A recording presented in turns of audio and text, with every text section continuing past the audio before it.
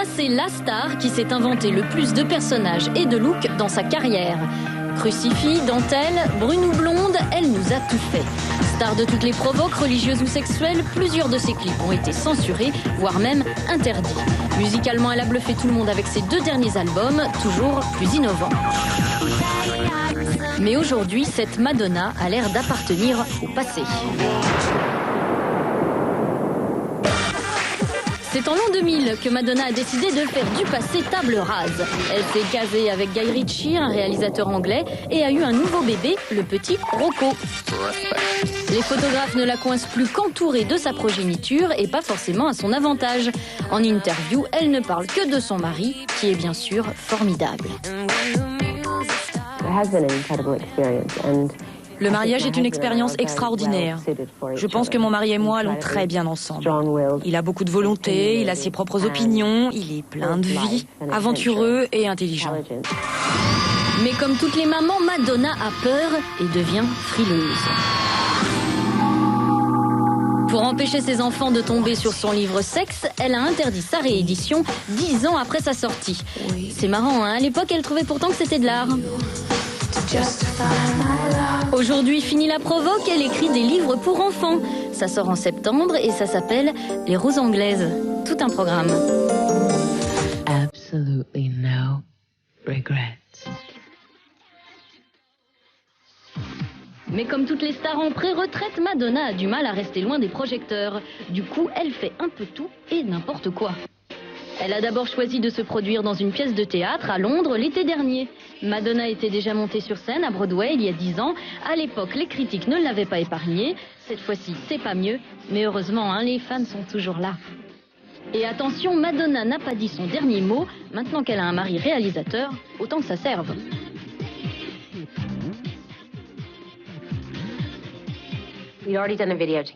On avait déjà tourné un clip et une pub ensemble. Il était logique qu'on fasse un film ensemble, même si rien n'était planifié.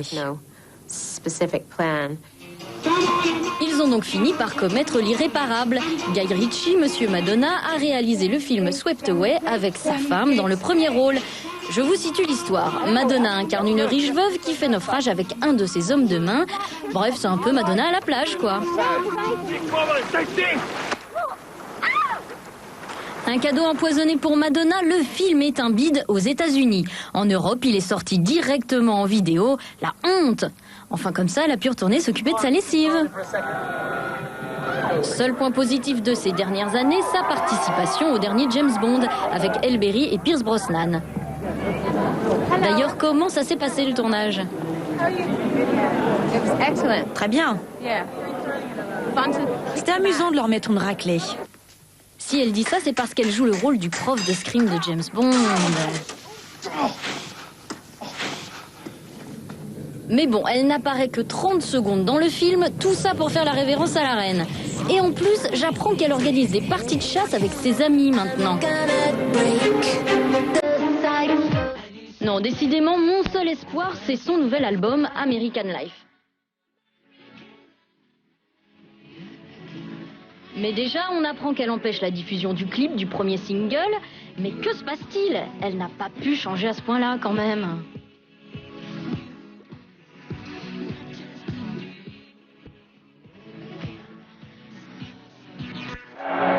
Attention, Madonna a une déclaration à nous faire. Je pense que les drogues vous détruisent. Et puis la forêt amazonienne. En la détruisant, on s'extermine nous-mêmes. Et ça se passe aujourd'hui et maintenant. Donc je pense que c'est mieux de ne pas prendre de drogue. Bon, les discours, apparemment, c'est pas son fort à Madonna. Mais par sa liberté de ton dans ses clips et ses concerts, Madonna a souvent pris position. Alors, a-t-elle fait avancer les choses? Est-elle une chanteuse engagée?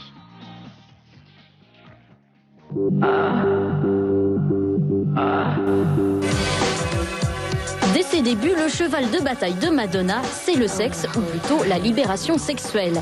L'année 92 sera le point culminant de cette croisade, avec la sortie simultanée du livre Sexe et de l'album Erotica. C'était pas d'une révolution absolue, mais fait par une grande artiste populaire qui est aussi bien connue, par la fermière du Texas, que par le français de Bourg-en-Bresse. Ça, c'était fort. C'était la première à assumer à ce point quelque chose d'aussi transgressif. En tout cas, c'est un très bon coup de pub pour Madonna qui réussit encore à faire parler d'elle. Mais si elle a vraiment fait tout ça dans la vie, elle a peut-être 2-3 choses à nous apprendre, non ? Là, pour le coup, est-ce qu'elle est opportuniste ou réellement subversive, à la mesure où est-ce qu'elle est sincère, est-ce que c'est des choses qu'elle connaît elle-même? Moi, je dirais peu importe, je veux dire, on n'est pas là pour aller voir dans son lit avec qui elle fait quoi.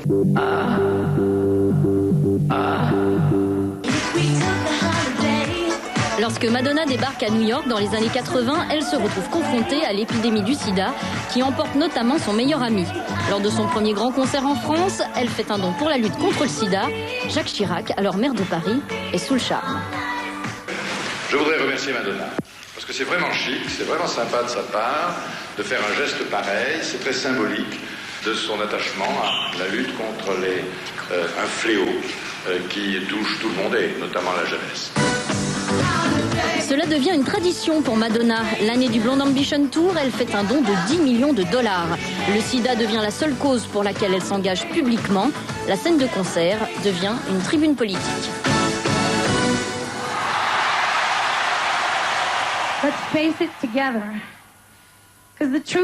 Affrontons la réalité. Le sida est notre ennemi. Les préjugés sont nos ennemis.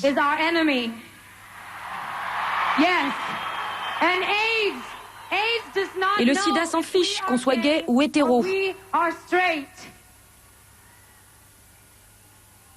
Il n'a pas de préférence sexuelle. Et on ne devrait pas être jugé pour nos préférences sexuelles.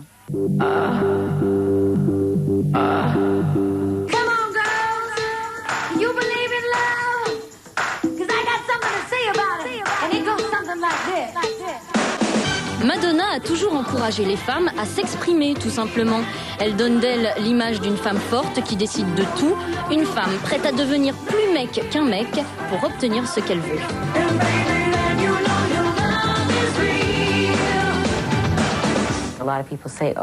On me dit souvent, en fait, ce que tu aimerais avoir, c'est un pénis. Et ma réponse est oui, parce que si ça veut dire avoir de la volonté, oser et être masculine, alors oui, j'ai une bite dans le cerveau. C'est un état d'esprit, pas besoin d'avoir tout le matériel. Un discours peut-être un peu simpliste, mais une femme qui assure sur tous les plans, sexuel, personnel, familial et professionnel, ça plaît aux féministes. Être féministe, c'est quoi? C'est s'affirmer soi-même comme individu, comme quelqu'un qui décide de sa propre vie, c'est d'être quelqu'un d'autonome, et dans cette mesure-là, ben oui, elle l'est. Et ce faisant, elle éclaire le chemin des autres, quoi. Donc, elle en fait autant à elle toute seule qu'une armada de féministes comme moi, par exemple.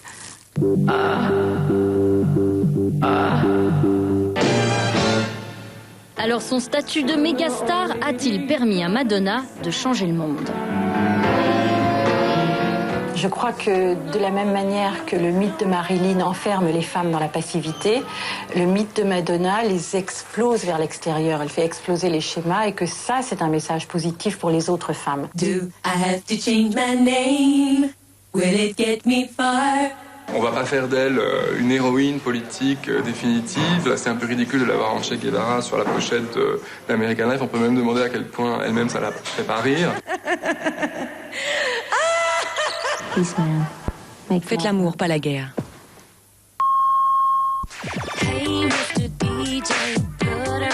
Madonna, c'est la star multifacette. Impossible de la cataloguer dans un seul style musical.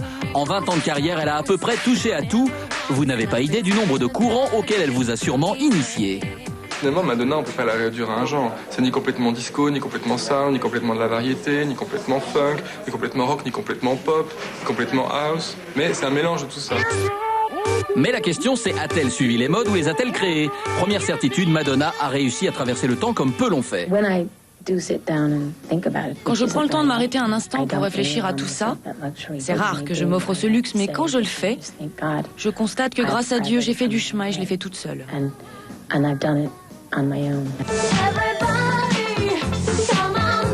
Tout commence avec un vrai pied de nez musical. Cette chanson est le premier tube d'une Madonna surfant sur la vague disco-funk de la fin des années 70, époque où les rois s'appelaient Chic ou Kool and the Gang.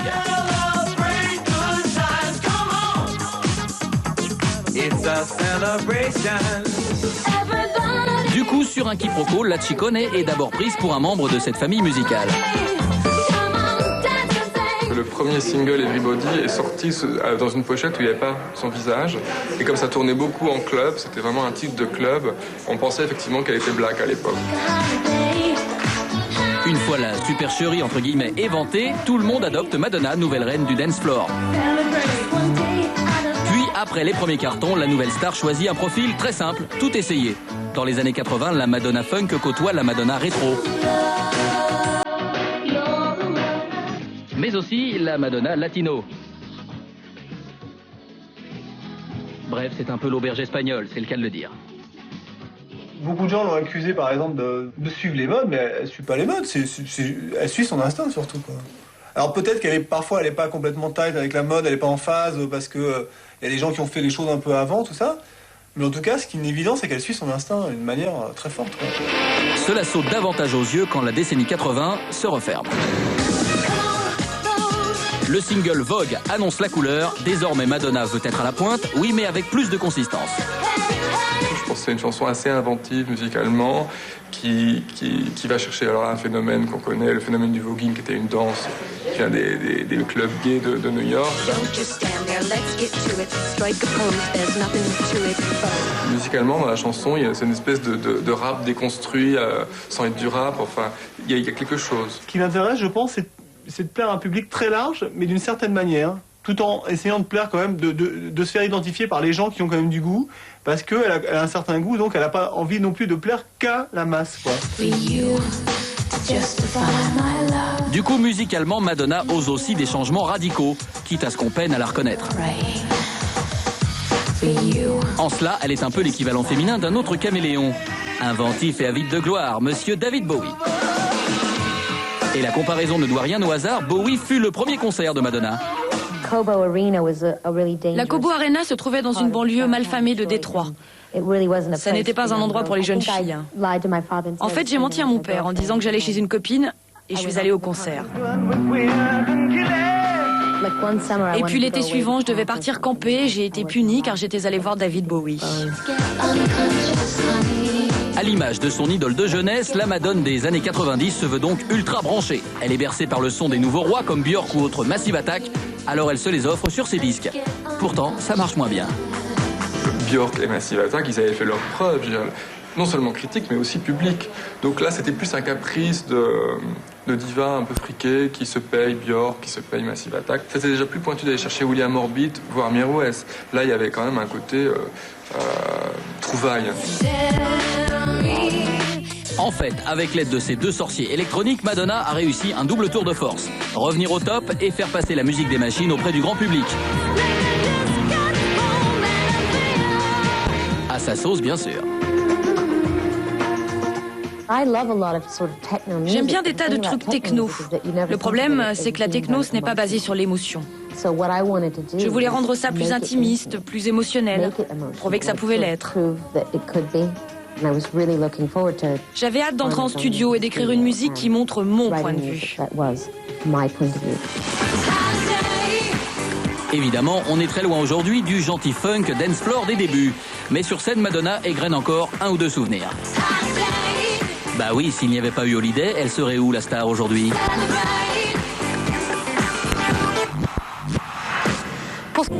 Alors, je vois une ville, je vois une foule, et dans cette foule, je vois un homme. C'est ta chance. Allez, prends-la. Chance de Chanel. Prenez-la. Mardi matin, 9h30, dans un grand magasin des Champs-Élysées. Une demi-heure avant la sortie officielle du nouvel album de Madonna, c'est le calme, avant la tempête. L'homme à la chemise grise, c'est... Mais qu'est-ce qui me prend là? Je me trompe d'émission ou quoi? Bref, mardi, c'était la sortie du nouveau Madonna. J'étais toute chose et j'étais pas la seule. Les gens étaient un peu bizarres. J'ai acheté toutes les versions et également les remixes, etc. On a même séché les cours pour venir. Exprès? Ouais, exprès, ouais.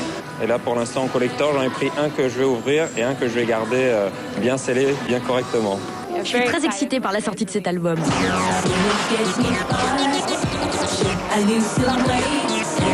Ça fait 6 mois que je l'attends et j'ai pas envie de l'entendre dans un grand magasin, c'est nul, donc mieux que je m'ouvre les oreilles. Donc voilà, c'est haut. Voilà, faut que je parte, la vie. American Life ou le secret le mieux gardé du moment.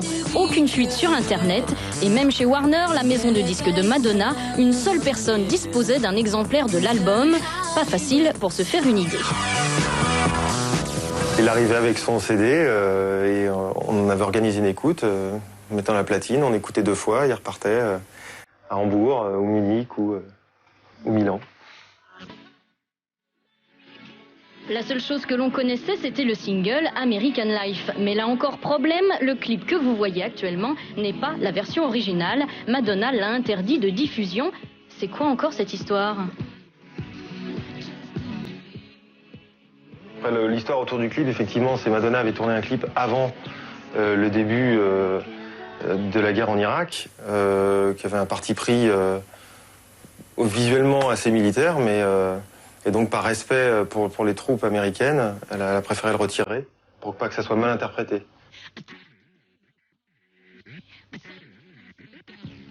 Le clip a quand même pu être diffusé le temps d'une soirée à la télévision, un délai suffisant pour le retrouver sur Internet. Madonna qui s'auto-censure pour la première fois de sa carrière, une pochette d'album en Che Guevara, tous les ingrédients de la polémique sont là, même dans les paroles d'American Life.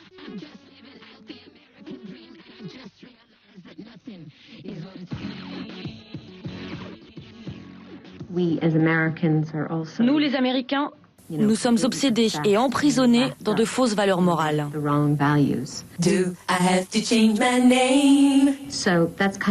C'est le côté superficiel du rêve américain. Mais je viens de réaliser que la gloire, la fortune et le fait d'être bien habillé, tout ça, ça ne veut rien dire. Alors le reste de l'album est-il vraiment révolutionnaire ? Les paroles des chansons, finalement, le plus radical politiquement, c'est que finalement l'American Dream, c'est pas si génial que ça. Avoir un jet privé, c'est pas le bonheur. Donc on peut pas dire que ce soit d'une certaine manière, de quelque manière que ce soit révolutionnaire. Il n'y a pas de révolution de ce côté-là. La révolution est ailleurs. D'abord, Madonna nous livre les chansons les plus intimes qu'elle n'ait jamais écrites. Elle est amoureuse et le dit sur tous les tons.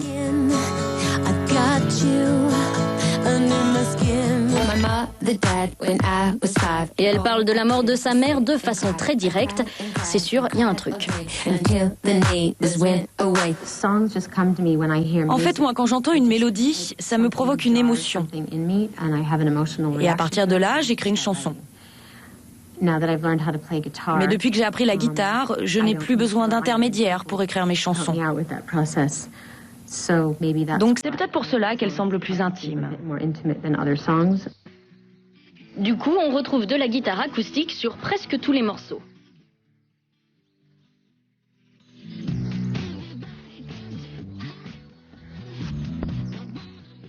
Mais comme sur le précédent album Music, l'ambiance est très électronique, des sons que l'on doit à Mirwais qui a coproduit tout l'album avec Madonna. J'adore explorer de nouveaux territoires, donc j'aime bien rencontrer des collaborateurs qui partagent mon point de vue.